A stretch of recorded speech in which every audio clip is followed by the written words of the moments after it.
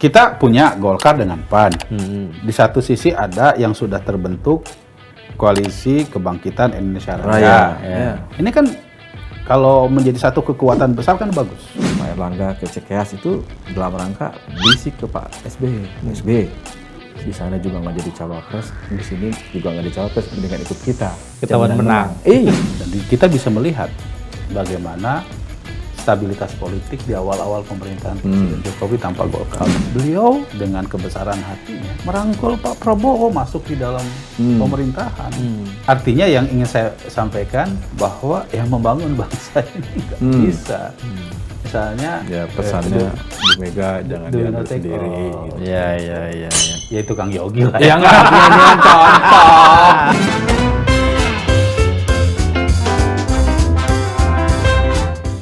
Ketemu lagi di lanturan.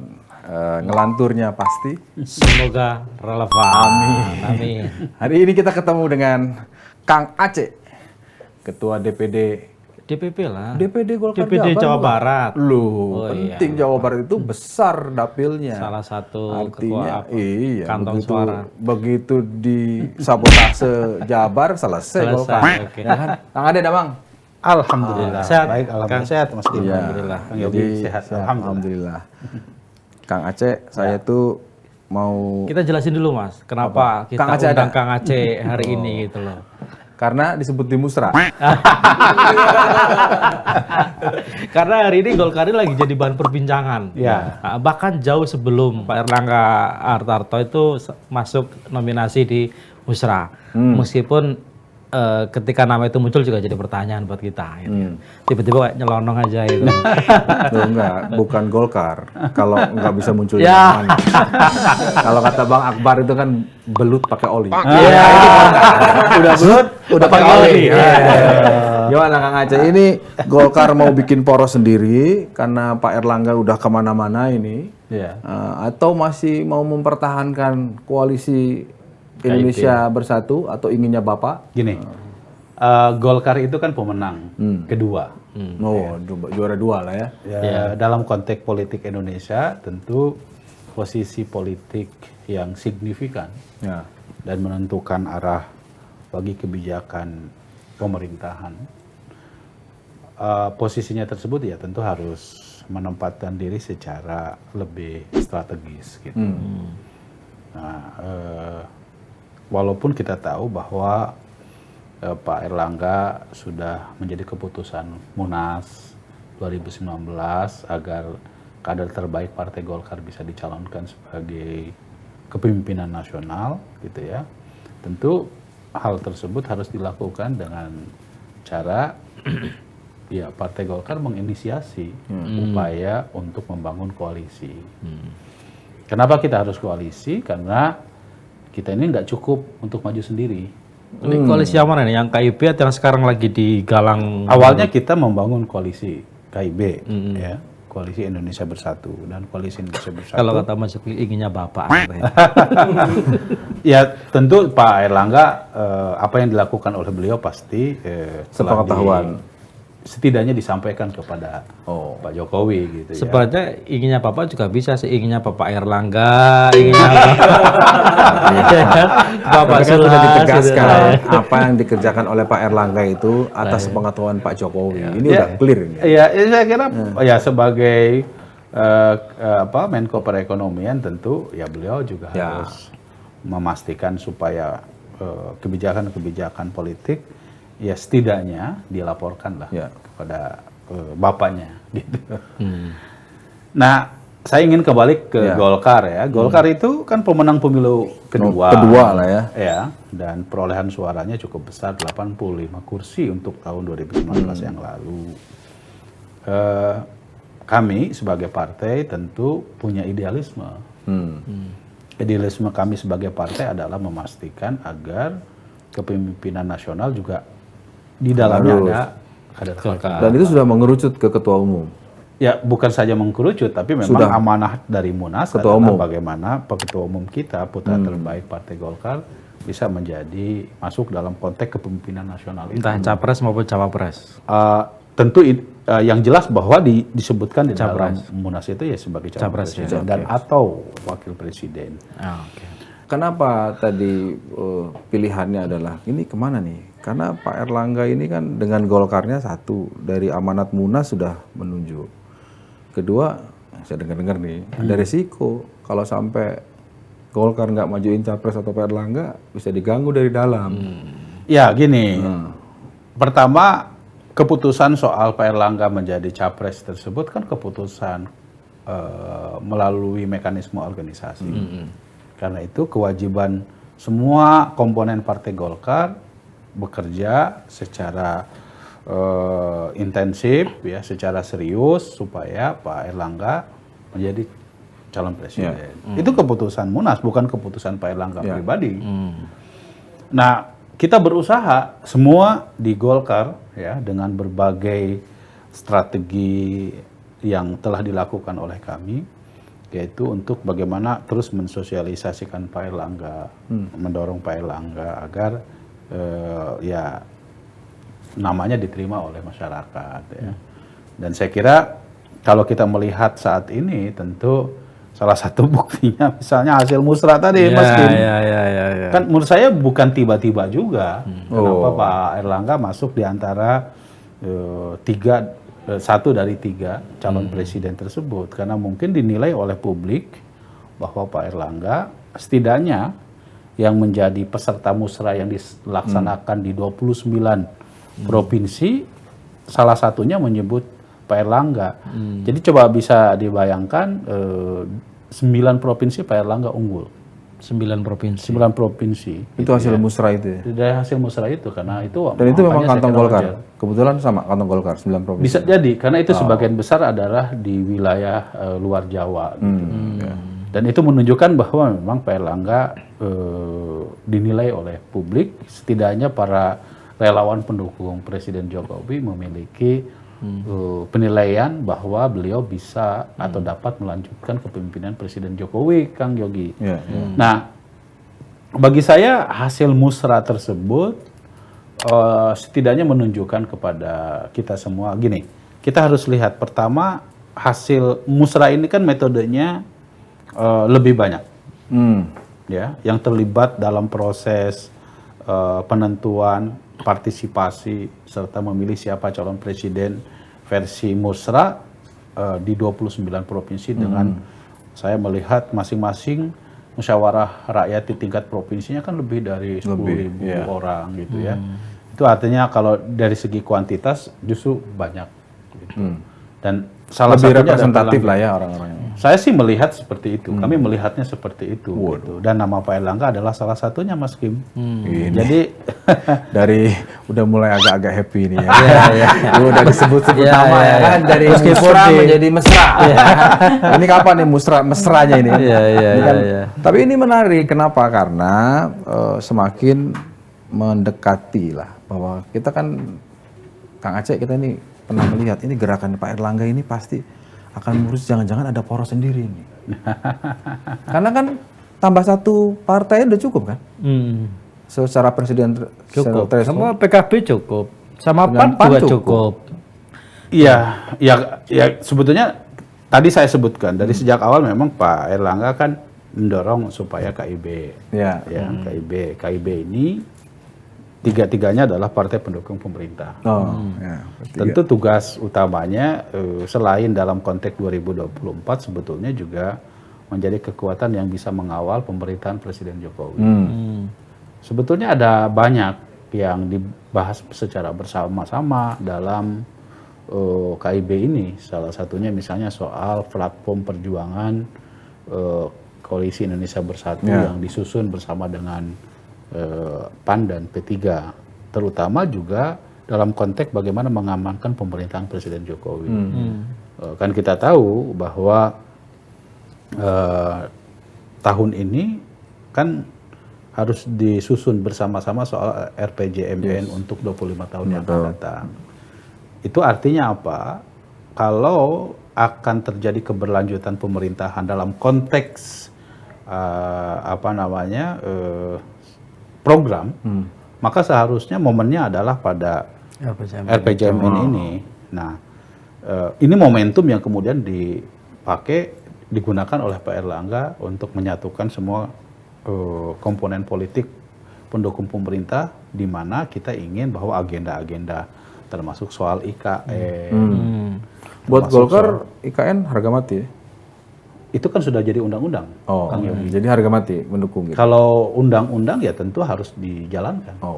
Kalau enggak nanti bisa dimarahi oleh konstitusi kita. Kan, tapi kenapa sama-sama partai pendukung pemerintah kalau orientasinya adalah untuk dalam tanda kutip ya, mengamankan atau mensukseskan agenda-agenda pemerintah sampai selesai katakanlah 2024 dan keberlanjutannya, kenapa yang diajak cuma PAN sama P3 misalnya, padahal kan ada partai-partai anggota koalisi pendukung pemerintah yang lain. Udah nggak diundang. Masa ngajak Nasdem? Iya tadi udah dijawab sama Kang Yogi.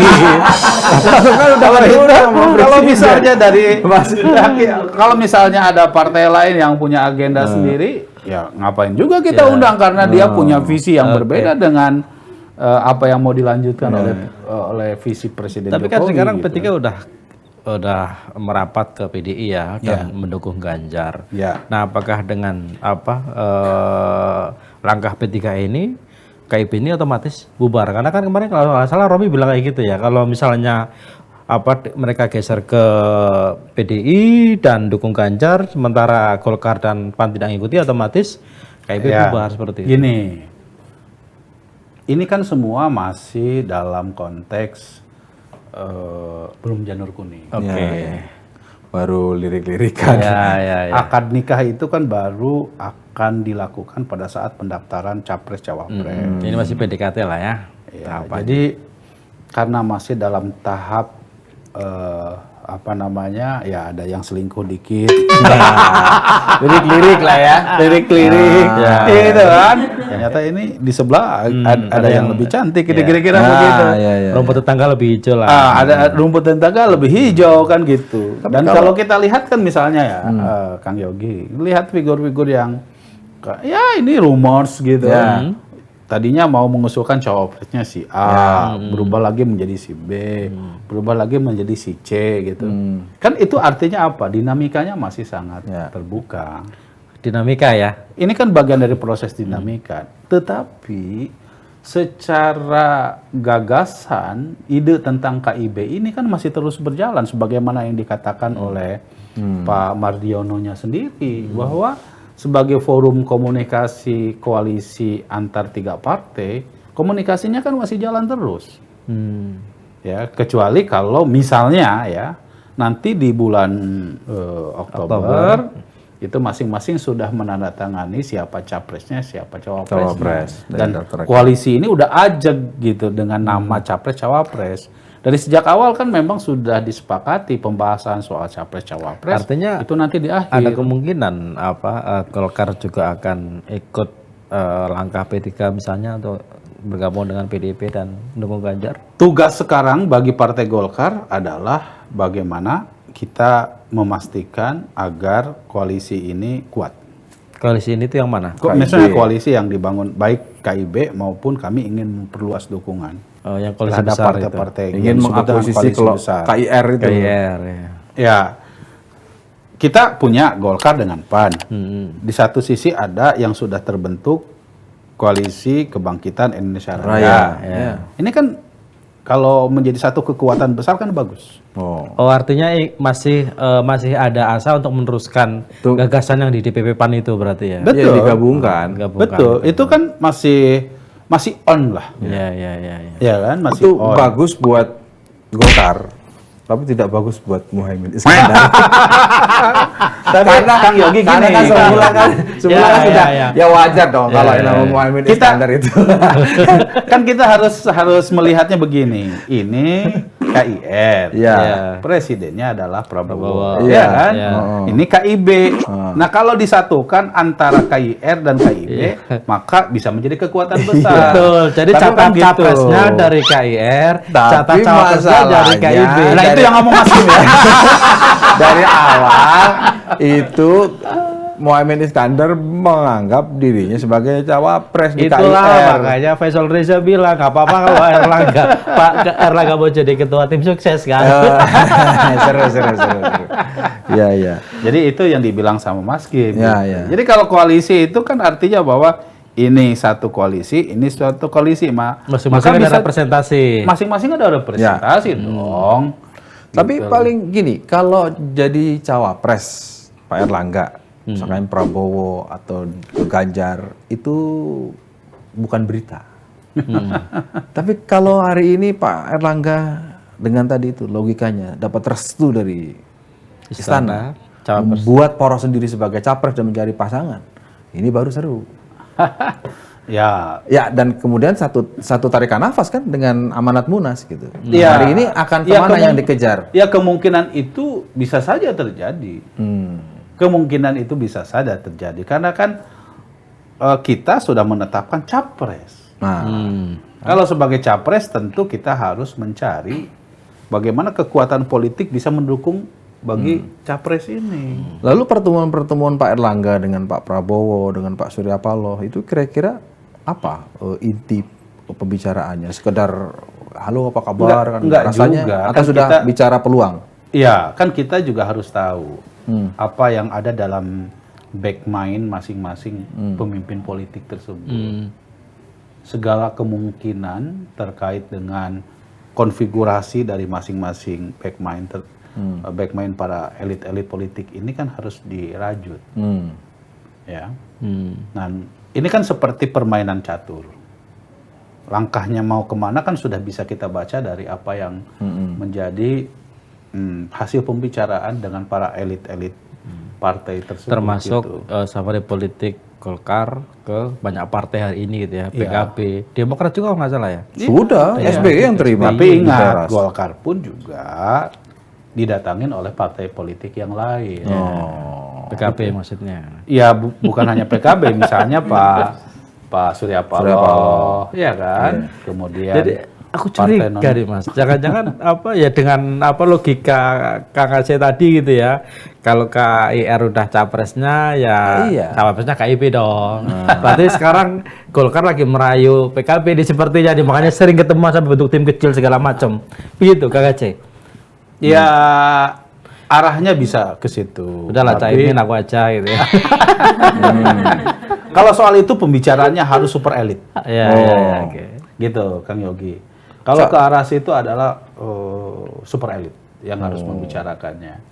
Dan karena itu tentu kami menyerahkan kepada Pak Erlangga ya untuk membahas terkait dengan kebijakan soal siapa capres cawapres tersebut. Golkar itu kan partai politik yang menurut saya solid dalam artian struktur organ-organ sesepuhnya itu masih luar biasa, hands on, memiliki itu dibandingkan dengan partai lain. Ya. Artinya ini pasti menjadi pengaruh juga bagi siapapun yang memimpin Golkar dalam menentukan sikap politik termasuk mau kemana. Ya. Ini saya nanya nih Kang, kalau di situasi sekarang nih, ya mungkin belum final, tapi kan sudah kumpul-kumpul lah, minimal di WhatsApp grup ya kan, ada sesepuh-sesepuh gitu kan. Ini dengan ada dua kutub Prabowo dan Ganjar itu, Anies lah, lebih Anies kemana? masa nggak dihitung. Ada Nasdem nggak mungkin dilirik sama Golkar. Iya, gini ya, bagi Partai Golkar tentu yang paling penting adalah kita harus menghargai masing-masing posisi. Partai Golkar adalah partai nomor 2. Ya. Pertama itu. Yang kedua, tentu dalam konteks membangun relasi dan komunikasi politik tersebut kan harus ada kenyamanan. Kita bisa duduk dalam satu meja dan membahas tentang apapun. Dan dari situ baru kita bicara soal kita nyaman nggak untuk membangun koalisi. Kalau dari nyaman gini, kalau dengar ceritanya ya, Pak, udah denger belum? Bu Mega itu sayang banget loh sama Pak Erlangga. Masa? Bener loh. Ya amin. Artinya, lah betul. Ada beberapa cerita yang Bu Mega itu mengingatkan loh, kalau Pak Erlangga kayaknya diberi tempat spesial gitu. Adi paling nggak diberikan perhatian khusus. Itu. Kang Yogi. Betul tuh contoh 2019 ketika Pak Mahfud nggak jadi cawapres. Itu kan yang keberatan kan dari Golkar karena Pak Mahfud kena ini. Dan kemudian Bu Mega bilang kalau yang lain tapi kalau Golkar tolong diperhatikan. Itu betul Kang. Berarti kan didengarkan betul suaranya. Ini soal nyaman. Ya. Nyaman didengarkan. Iya, nyaman dan didengarkan. Ya gini ya Kang Yogi, kan kita dalam membangun republik ini kan nggak bisa tanpa sincer, ya, tanpa rasa kenyamanan. Ya, kan kita juga harus memiliki ya kejujuran gitu ya, bahwa masing-masing kan juga punya kepentingan dalam konteks bagaimana kita letakkan di dalam satu meja, ini loh yang kita mau, itu juga yang kita mau. Lalu kemudian kita lihat seberapa besar kekuatan politik kita masing-masing. Ngukur diri lah ya. Kira-kira gitu itu kan prinsip dasar juga di dalam politik. Iya, tapi gini makanya Kang, tadi kan Kang Aceh bilang Golkar ini adalah partai pemenang pemilu nomor 2 seperti itu ya, setelah PDIP dengan kursi yang lumayan besar, partai senior gitu ya. Kayak bisa dibilang kakak pertama lah ya di partai-partai yang sekarang di Indonesia itu.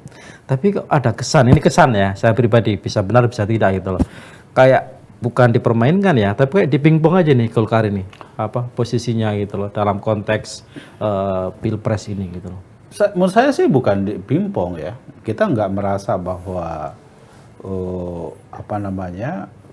komunikasi politik, silaturahmi politik ke berbagai partai politik, termasuk Golkar juga didatangi oleh kekuatan-kekuatan politik. Itu jangan dipahami bahwa itu bentuk seperti yang dianggap oleh Mas Kim tadi. Nggak, misalnya gini, Kang Aceh, maaf saya potong. Ini pakai logika dan asumsi saya. Ini kan di awal berdirinya ini kan KIB ini kan banyak yang mesti nyalir. Ini kan pengennya Jokowi nih bikin KIB misalnya. Misalnya alasannya waktu itu misalnya katakanlah isinya untuk menampung Ganjar kalau Ganjar tidak diambil oleh PDI. Terus tiba-tiba ketika ini masih berjalan, PDI jalan sendiri nih ngambil keputusan milih Ganjar, padahal KIB belum ambil keputusan. Terus tiba-tiba P3 geser sendiri nih, dan ketika P3 geser kan nggak mungkin tanpa sepengetahuan Jokowi gitu loh. Jadi ini kan kalau menurut saya nih, awam saya ini kan, jadi ini Golkar sama ini kayak dikadalin aja, dijatuhin nama Jokowi seperti itu kan. Menurut saya sih enggak juga ya. Menurut saya enggak. Dari sejak awal kan KIB ini, saya tahu betul. Bagaimana proses pembentukan Kalau udah KIB. tahu betul ini mesti kita deketin ya. jangan Saya sengaja tanya gitu biar keluar udah semua. tahu betul ini keluar semua ini biar keluar semua. Ya, saya tahu betul bagaimana proses pembentukannya KIB. Ya. Ketika waktu itu ketua umumnya P3 adalah Pak Suharso gitu ya. Kemudian bagaimana komunikasi yang dibangun antara Pak Zulkifli Hasan dengan Pak Erlangga. Semua sebetulnya kesadarannya sama. Mereka merasa nyaman untuk ada dalam satu perahu besar yang disebut dengan Koalisi Indonesia Bersatu. Tentu etikanya setelah membentuk KIB ini laporlah sama presiden gitu. Kenapa harus lapor? Ya itu untuk menjaga etika karena tiga-tiganya adalah menterinya Presiden Jokowi. Jadi harus dibalik logikanya. Terbentuk dulu baru lapor. Gitu. Atas pengetahuan. Ya. Makanya tadi kan kita mengarahkan ini bikin poros sendiri atau enggak ini. Karena menurutku menarik kalau bikin poros sendiri akan kemana-mana dampaknya. Misalnya, jangan-jangan Pak Erlangga ke Cikeas itu dalam rangka bisik ke Pak SBY. Di sana juga nggak jadi cawapres, di sini juga nggak jadi cawapres, mendingan ikut kita. Ketahuan menang. Iya, karena kita bagian dari holding besar. Nah, seperti ya, itu. Kan? Artinya kalah pun juga tetap masuk pemerintahan kan? Iya. Gitu nggak sih? Ini Kang Yogi ini udah seperti politisi aja. Ini kan itu kan serba kemungkinan bisa terjadi. Ingat kata kunci yang disampaikan oleh Pak Erlangga ketika konferensi itu apa coba? Pertama beliau mengatakan bahwa politik itu adalah the art of possibility. Yes. Iya kan? Jadi artinya Kalau selama ini misalnya ini masuk kayak ini. Cikeas kunci terus kunci. kalau misalnya selama ini berseberangan, kenapa tidak kita bisa ada dalam satu perahu? Itu the art of possibility. Yang kedua, ingat loh bahasa Pak Erlangga, apa? Jangan the winner take all. Apa maknanya? Menurut saya adalah bahwa beliau ingin mengatakan membangun republik ini tidak bisa yang satu meninggalkan begitu saja dan mengambil semua kekuasaan itu. Karena prinsip dari koalisi besar itu adalah bahwa kita ingin bersama-sama menjaga stabilitas pemerintahan. Setuju. Gitu. Kalau misalnya hanya cukup, mohon maaf ya, 20% dari pemilik suara, nanti di parlemen bagaimana? Next-nya. Gitu. Nggak efektif lah kira-kira bahkan banyak. Gini, saya ingin menggambarkan kepada Mas Kim sama Kang Yogi ya. Pemerintahan Presiden Jokowi itu pada periode awalnya kan tanpa Golkar. Dan kita bisa melihat bagaimana stabilitas politik di awal-awal pemerintahan Presiden Jokowi tanpa Golkar. Tanpa Golkar Ya, padahal waktu itu kalau dilihat dari segi dukungan politik mungkin sudah bisa mencapai mayoritas. Dan bahkan saya kira ya, pemerintahan Presiden Jokowi pada periode yang kedua, beliau dengan kebesaran hatinya merangkul Pak Prabowo masuk di dalam pemerintahan. Nggak, artinya yang ingin saya sampaikan bahwa yang membangun bangsa ini nggak bisa. Misalnya pesannya Bu Mega jangan diambil sendiri gitu. Ya itu Kang Yogi lah. Ya nggak, dia contoh. Bu Mega jangan sendirian, jangan kanan kiri, ajak yang lain gitu. Ya kalau mau bareng-bareng, ayo kita berjuang bersama-sama. Karena memang ya kita tahu lah ya, politisi-politisi Golkar ini memang unggul kalau di DPR. Jago-jago semua ini. Senior. Di samping senior ini turun dari para seniornya ke juniornya itu ada. Jadi transfer knowledge-nya itu ada. Saya kan junior, Mas. Lah iya. Jadi turunan ada. Jadi gini caranya ngolah banggar, caranya ngolah gitu loh. Caranya gini kira di paripurna mainnya begini gitu-gitu loh. Nah, itu kemudian yang tadi disampaikan Kang Aceh. Nah, di sini saya langsung berpikir bahwa saya yakin sih bahwa Jokowi masih butuh Golkar. Ya kalau nggak butuh ya. Saya yakin betul. Karena itu yang saya selalu ingin jadi pertanyaan adalah ini mau di mana dipasangnya? Mau disuruh bikin poros sendiri?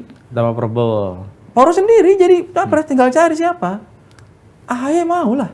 Kenapa? Karena hampir semua partai sekarang harus maju punya kadernya jadi capres cawapres. Kenapa? Kotel efek. Legislatifnya dipikirin. Iya dong. Ya segala kemungkinan bisa terjadi. Ya, dalam proses politik menuju 2024 ini, ya jelas ya bahwa kalaupun menang harus 50% lebih. Jelas sekali. Karena itu menurut saya kalau baru 1-2 partai kayaknya sulit. Ya kan ada putaran kedua. Lah justru karena itu. Kalau saya gitu. lihat, Kang Aceh setuju nggak?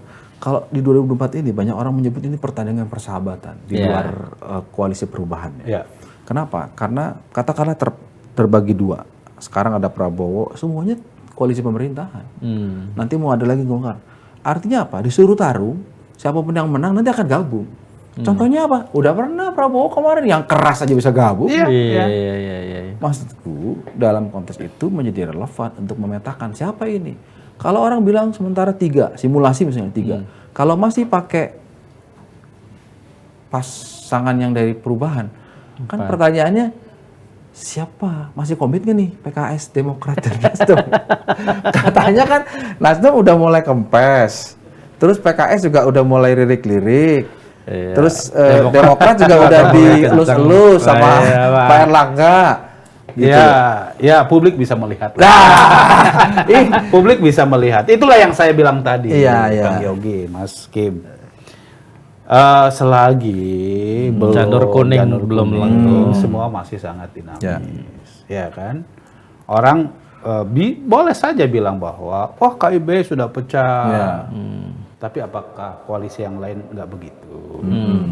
Wah. Koalisi yang lain itu maksudnya Ya koalisi tadi, perubahan. yang tadi disampaikan gitu. Karena apa? Konfigurasi koalisi yang Iya, paling iya. sudah pasti adalah ketika sudah mendaftarkan Yes. ke Setuju saya. KPU. Setuju. Gitu loh. Jangan-jangan udah dapat sinyal hijau dari Cekya sepertinya ini. Loh, saya nggak ikut dalam Kalau dari gestur politiknya kan yang nyambung langsung SBY loh. Iya. Lihat nggak? Pas kita siaran langsung. Tuh.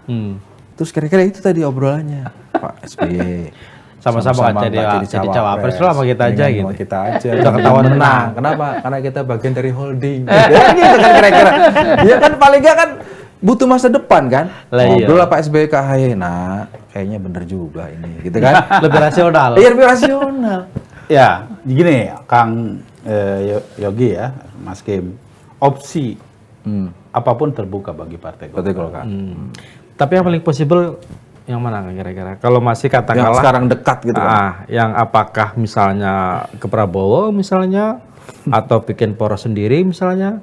Tadinya Saya nggak kita pernah mau bikin kayak games gitu loh. Jawab Iya. cepat. Prabowo atau Ganjar? Ini jawabnya kan. Wah, Taunya Adit. ya opsi apapun bisa masih terbuka buat Oke. Golkar sekarang ini. Ya. Dan karena itu kalau Nggak ada prioritas ya? Misalnya prioritas pertama apa? ya tentu kita Tetap ingin capres. Pak Airlangga jadi Capres. presiden. Ini poros satu. Tapi kan? minimalnya cawapres. Ya tidak ada minim. Jadi itu yang saya ingin sampaikan sama Mas Kim. Tadi Mas Kim dikatakan kok Golkar seperti pimpong. Enggak justru. Yang terjadi adalah bahwa justru kita bisa menjadi puzzle Iya, yang main. bisa mengarahkan opsi-opsi Iya. yang masih terbuka itu. Gitu loh. Nah, tentu dalam posisi itulah ya saya melihat Pak Airlangga sama sekali beliau tidak menunjukkan satu satu kerisauan atau apa terkait dengan potensi Iya. opsi yang bisa diterima oleh langkah-langkah politiknya ke depan gitu. Tapi benar Kang, saya mau konfirmasi ini langsung ke Kang Aceh gitu ya, ke orang dalam. Ada kabar di luar misalnya bahwa ketika Pak Airlangga ketemu SP gitu ya, Surya Paloh di Nasdem Tower, ada komunikasi bahwa Pak Airlangga misalnya istilahnya menaruhkan dirinya untuk jadi cawapresnya Anies. Kalau menawarkan diri enggak. Tidak dalam posisi seperti itu deh. Gitu. Tapi istilahnya Begini, kan Pak Surya Paloh ini kan senior dulu di Partai Golkar. Ya. Dan beliau selama ini ya sebelum kemudian mendeklarasikan Anies, ya bagi Partai Golkar ya dia tetap senior kita. Komunikasi politik ya tetap harus berjalan. Bagi Partai Golkar kan hampir sebagian besar politisi Partai Golkar kan nggak main baperan. Teruji lah ya. ya, Gitu. Ini kan sebetulnya adalah game. ya, semuanya Golkar lah, Gerindra Golkar, Hanura Golkar. Ini kan sebetulnya itu yang seperti saya sampaikan. Ini kan seperti puzzle. Puzzle ini mau kita pasang di mana gitu. Yang bisa kemudian merekonstruksi di mana kepentingan politik dari masing-masing partai semua bisa Akomodasi. gitu. Jadi karena itu ya menurut saya ya apa yang dilakukan oleh Pak Airlangga, beliau masih membuka berbagai macam opsi yang bisa diambil pada saatnya nanti. Gitu. Makin banyak alternatif makin baik bagi Tentu ya bagi kita kan yang terpenting kepentingan partai dan kepentingan bangsa. Ya, ya. Tapi kan pasti ada skenario prioritas toh, Kang Aceh. Ya kalau skenario prioritas jelas Mas Kim. Kita tentu sampai saat ini masih konsisten mendorong Pak Airlangga sebagai calon presiden. Oke, artinya maksudnya apakah ikut di poros yang sekarang udah ada, misalnya seperti apa yang disampaikan Mas Yogi, ataukah akan buat poros sendiri misalnya? Ya ini kan semua poros-poros ini kan juga masih dinamis dong. Karena itu ya kita lihat perkembangan lebih lanjut di mana posisi kita yang paling tepat nanti. Yang paling tepat, paling aman dan paling diuntungkan seperti Tentu kan proses langkah politik kan harus Golkarnya begitu. ada di mana-mana, Gus. Iya, iya, iya. Pak Jokowi itu Golkar.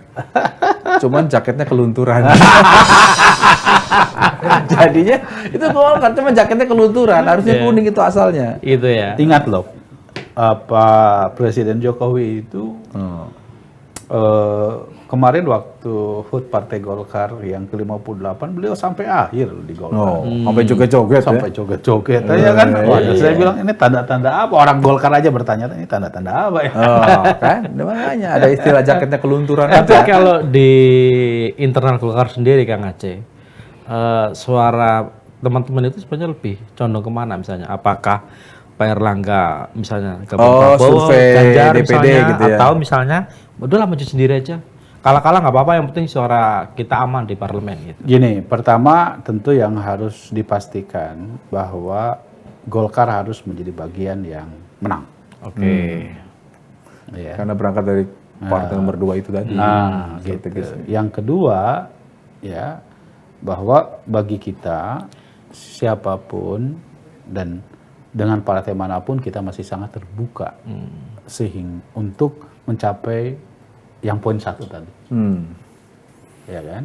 Nah, yang ketiga, kenapa kita dorong koalisi besar? Karena kita menginginkan agar menghadapi 2024 ini, kenapa tidak? Kalau kita memulainya dengan sesuatu yang besar, sehingga nanti jalannya pemerintahan di tahun 2024 sampai 2029 itu bisa dinamika politiknya ya dengan stabilitas pemerintahan yang lebih terjamin gitu, terjaga. Ya itu idealnya, artinya makin besar, makin lengkap, makin kuat ya. Artinya sistem di atas kertas. Betul. Tapi dalam prakteknya begitu udah bicara bagi-baginya nih, siapa saya berapa, kamu berapa, kami berapa, nah, itu kita kan berapa. bisa dibicarakan kalau sering melakukan komunikasi. Kan tidak mungkin kita bisa bicara soal. Nggak, artinya kekuatan partai ini kan ketika jadi KIB misalnya, oke, satu disebutnya KIB, kita menyebutnya sudah ada nama KIB, tapi begitu dipisah-pisah kan masing-masing partai punya rekening beda-beda. Kemampuan partai itu bagaimana mengkomunikasikannya? Begitu bicara soal siapa yang membiayai, ya gini. nah, itu kan yang itu seringkali nggak ketemu. Gini, tentu semua harusnya berangkat dari satu. Pertama kali kalau kita mau dia kaya, mau dia mau tidak, itu kan yang pertama kali yang menyatukan adalah bahwa kita saling menghargai dan saling menghormati antara satu dengan yang lain. Lalu disitulah kemudian kita merasa nyaman untuk bersama-sama membangun kebersamaan itu. Seperti halnya mungkin Golkar merasa bahwa kita menghargai pada partai-partai seperti P3, ya, PAN, yang masing-masing tentu memiliki kelebihannya. Ya, Gitu. Kang Aceh dari tadi bolak-balik bicara koalisi besar. Koalisi besar itu kan kalau dalam asumsi saya yang sekarang tersisa gitu ya. Katakanlah kalau minus koalisi perubahan dan PDIP 3 misalnya, itu kan paling tinggal Golkar, Gerindra, PAN, PKB kan, tinggal 4 itu, kecuali Demokrat jadi ikut misalnya gitu ya. Itu maksudnya Kang Aceh, itu maksudnya 4-5 partai itu. Ya, kita masih terus berusaha untuk memperluas spektrum dukungan politik dari partai politik yang lain. Mencoba terus menawarkan proposal dan mendengarkan masukan orang. Tetapi kan yang kita ingin tahu sekarang, sampai hari ini proses itu kan masih bergerak. Itu yang paling dekat dengan Golkar siapa partai? Yang gini, kan kita juga harus melihat bahwa ada selain PAN, ya kan, ada partai-partai non parlemen yang sevisi dengan koalisi besar, itu kan PSI juga maksudnya sesuatu yang Perindo juga diajak bicara, dibahas bersama gitu ya.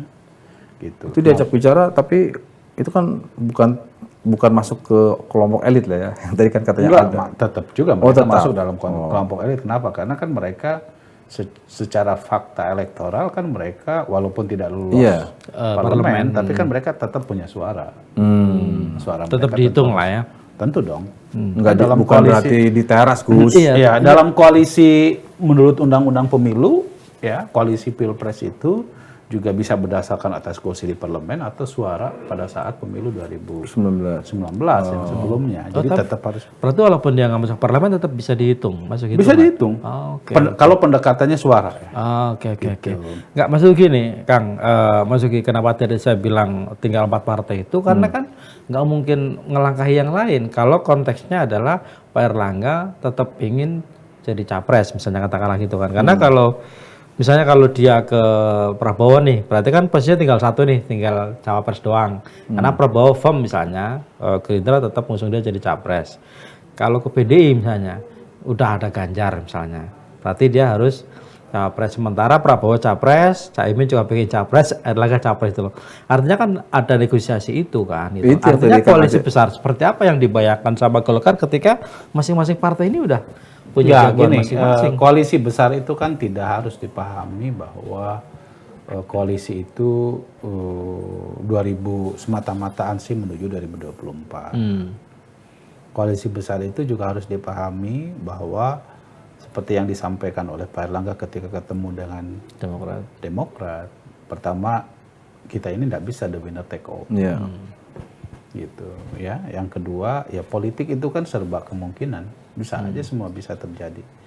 Dan karena itu, karena the art of possibility-nya itu memang demikian politik, maka menuju Oktober 2023 pun, ya, di mana proses konfigurasi politik secara resmi terdaftar di KPU, maka segala kemungkinan kan juga bisa terjadi. Gitu. Mana yang akan dipilih oleh Golkar ketika mendapatkan tawaran, oke, bergabung dengan Capres A, Capres B, tapi dapat konsensus sekian menteri, atau tidak? Kalau ada kesempatan Pak Erlangga jadi Capres, ya itu akan dipilih. Capres atau Cawapres? Gini, ya itu kan hanya bisa dilakukan kalau ada komunikasi politik. Nah, artinya dari kan sudah Golkar sendiri kan dari sudah ada kajian-kajian yang sudah. Ya gini, bagi kami yang terpenting adalah bagaimana Golkar berada dalam koalisi itu. Ya. Dalam konteks ini ya kita menginginkan ada Pak Erlangga ada dalam koalisi itu. Karena gini, kalau ngelihat dua kubu yang ada, kenapa kita lagi bicara soal ada dua? Katakanlah 3 lah dengan Anies. Ada Anies, ada Ganjar, ada Prabowo. Itu kan yang sudah muncul. Karena itu kemudian sekarang orang berbicaranya, sekarang ini penentunya adalah Liga Cawapres. Ini yang sedang dibicarakan. Kan sebetulnya bagi Golkar, itu ketiga-tiganya tidak ada hambatan. Yang paling ekstrim dengan Anies, tadi sudah dijelaskan, Bang Surya ini senior di Partai Golkar. Dengan Pak Prabowo, ya apalagi, sama-sama ada di kabinet. Dan dengan Ganjar, ya, tadi aku cerita, Pak Erlangga ini kesayangannya Ibu Mega, gitu kira-kira. Artinya kan sekarang tinggal dari Golkarnya. Ketika Golkar, oke, saya harus tunduk putusan Munas, tidak ada cara lain, majuin, enggak, bahwa ada risiko kalah nggak apa-apa, tapi paling tidak 85 kursi, jaminan tetap atau tambah. Kan gitu kira-kira, Kang. Iya, kami Kang Yogi ya tentu harus juga memperhatikan aspek elektoral buat partainya. Bukan semata-mata Capres ya. Posisi politik di eksekutif. Ya. Kami juga harus punya idealisme supaya Partai Golkar karena kan kita tahu 2024 ini 14 Februari ini kan pemilihan presiden juga pemilihan legislatif. Ya, kami juga harus hitung secara elektoral seberapa besar ya kemenangannya untuk pemilihan legislatif. Karena bagaimanapun kita tahu kekuatan Partai Golkar selama ini tertumpu pada konteks pemilihan legislatif ini. Dan itulah yang akan menjadi tumpuan bagi proses stabilitas politik di tahun 2024 sampai 2029 nanti gitu.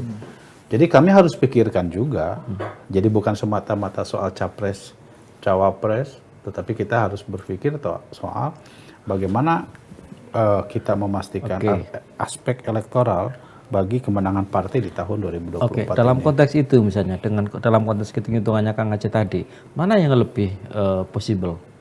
Antara ngikut yang sudah ada, 3 poros ini, atau maju sendiri?